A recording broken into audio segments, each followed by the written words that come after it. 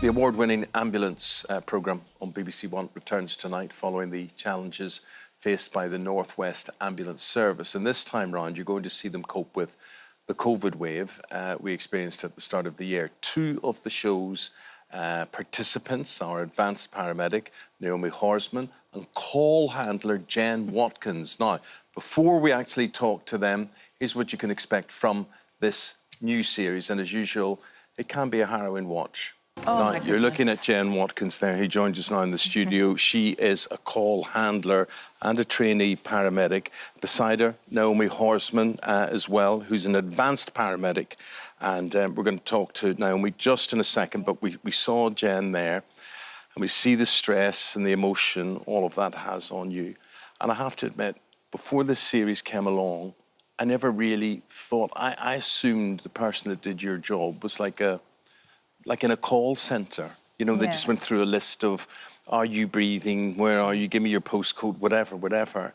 And there's so much more to this job, so respect to you. Definitely. I think for me, going in as a student paramedic and taking on the role of a call handler, it's enabled me to see just how much of a help and how much a call handler is needed, and how people just perceive them as, oh, we're just going to book an ambulance and it'll be there in a minute, but it's not. You're that first response, you're that initial point of contact. And also people when they've made that call, are in a panic about something, aren't they? Whether it's happened to them, whether a bystander calling an ambulance or somebody else, there's a panic. Trying to address like what the need is, like, just get me an ambulance here now, get it to me quick. And you're like, well, let me know what's happened so I can get you the best possible help. And then people can be frustrated with you asking questions, but you're only asking them questions so that you can get whatever help it is that person needs in the appropriate time that person needs. And that help will often come in the form of you, Naomi. We're going to see you on the ground here doing what you do.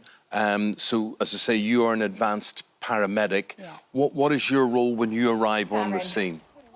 So, we have a leadership structure, and as an advanced paramedic, we are sent to the most time-critical calls. This is a building site, actually, we're seeing you on here. That's right, yeah. So we're there to provide support for our staff to make critical decision-making. We are encompassed with a postgraduate training course, so we have a little bit more experience and exposure to these sorts of calls. We provide debriefs for crews afterwards and encourage training, development through sort of research, etc. So we are solar responders on cars. We work on our own and just deployed to our most time-critical incidents. And you talk about that, you know, encouraging your teams to talk. When we saw Jen in that situation, clearly, I mean, even just watching it here, I could see you were getting quite emotional, and you actually, Naomi. You know, it was a life-changing moment for everybody involved in that call, and we could see how relieved you were, but also upset, overwhelmed. How do you deal with the mental health side of your teams? I think it's just so important to acknowledge that we're human, and that, you know, there is a huge emotive reaction to certain calls, and that it's okay to have those conversations with our crews afterwards and to encourage staff to talk about it. It's the only way we learn sometimes, you know, it's the way of processing it is by discussing it together. And obviously we have great networks at home, etc. as well, but for me it's about, you know, acknowledging that it's okay not to be okay, and let's talk about it, and if there are elements that we then learn from, even better, and it's a processing then. Goodness knows we're all human, but there is part of what you do in your jobs that you must click into professional mode, and then you save your humanity or any flaws or any weaknesses for later. So is there a professional side that just kicks in? I think so. I think when you're taking that call, you know what your job is and you know where you need to go with it. And then for me, especially after that call, I was like, oh my God, why am I crying? Why am I getting upset? And then I was thinking of my own children, and I was like, oh, I shouldn't be doing this. I shouldn't be crying. And James, my supervisor, was like, it's fine. You're allowed to cry. Just, you're okay. Let's take a minute. And came outside with me just to... I mean, Eamon mentioned that, you know, you're a call handler, but your training is a paramedic. And you were actually at university, is that right? And obviously during the pandemic, you needed all hands on deck and you got called in to start work. Yeah, so all our ambulance placements got cancelled, all our non-ambulance placements got cancelled because we didn't know the severity of what would happen with COVID. Uni was cancelled, we couldn't attend. So we were sort of a couple of weeks in limbo. It was like, how are we going to get taught? Are we going to do it from home? Is it going to be anything? Are we going to have to defer?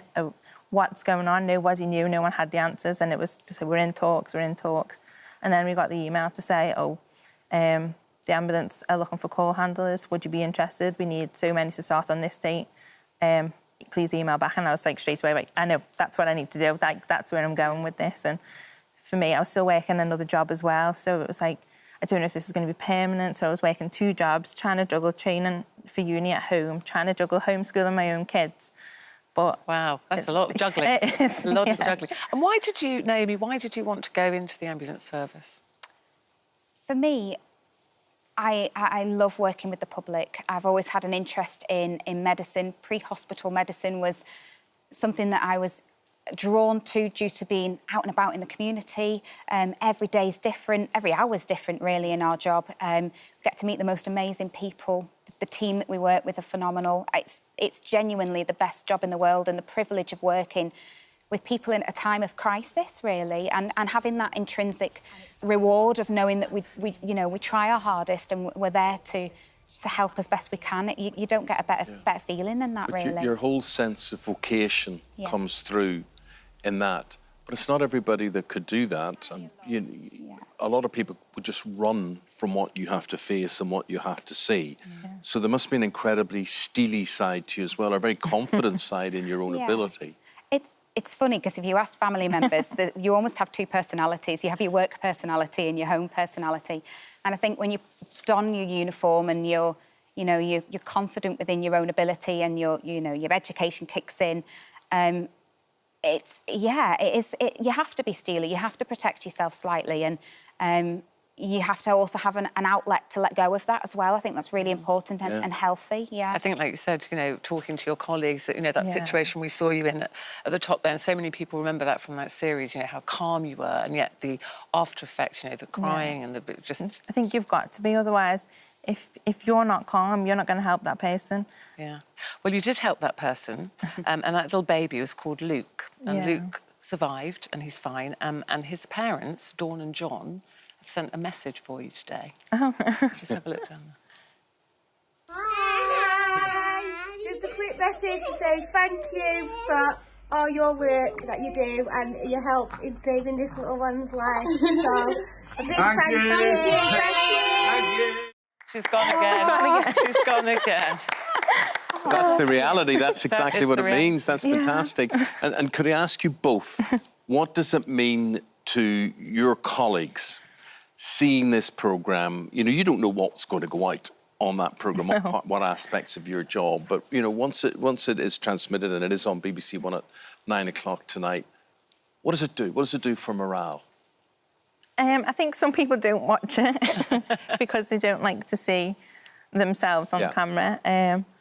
But from me watching it as a student and watching it as now a call handler, I think it's just a sense of responsibility and support from colleagues. Like, we can see everybody's role. It's not just, you work for a service, this is your job, come and do your job and go home. Like, it's everyone works together. You are one giant team. It's a huge team. I suppose, Naomi, I think for me, I think that there was I think the insight that the public are going to get about how difficult it was for us during COVID and the extreme pressures that our staff have been under, I think that that's going to allow our staff to realise that there is so much empathy out there for them and that they appreciate that we've worked really hard during this pandemic. And personally, I feel that the public need to be aware of that. They need to be aware that there is a human side to us, that we were under extreme pressures at that time. We're still under extreme pressures now. It's just as busy, if not busier, at the moment, where people are initially scared to ring for the help because they didn't know what would happen. Nobody wanted to go to hospital, where you ring for an ambulance doesn't necessarily mean you're going to go to hospital. No. There are other options that we can explore. But it's like, do you really need that ambulance? Are you ringing the appropriate services to someone else that you can be calling before? Well, listen, you all do a phenomenal job. And 99.9% of people appreciate that and see you do a phenomenal job, but yet there still are I don't know how to describe them. There are people who will take out their frustrations and violence against people who wear the uniforms that you do, and hopefully you, by being on this programme, just show them how futile that is, how stupid that is, and how we all need you and should be praising all of you. It's frustrating for us because we know they want the help, they need the help, they can't make their own way to the hospital, and they keep bringing back and keep bringing back. Well, while they keep ringing back to ask how long is an ambulance going to be, the patient hasn't deteriorated. The patient's still in the same condition they were when they originally rang. Somebody else who needs that support could be calling through. It's a difficult balancing act. It is incredible. Hard. Thank goodness you do what you do. Jen, Naomi, thank you both very much indeed. And that's ambulance tonight, 9 o'clock. Do you know what? I think we should give them a round of applause. So there are people there doing what they do. Thank you. Thank you both very much indeed. Thank you.